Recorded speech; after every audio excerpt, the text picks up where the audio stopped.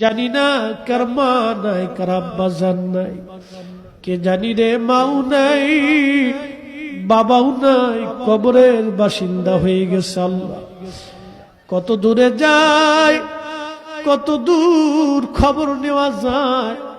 বাঁশ বাগানের নিচে, আম বাগানে, গোরস্থানে 3.5 হাত জমিনে মা ঘুমাইলো। কত বছর পার হয়, মাকে বলতে পারি না মা খাইছনি।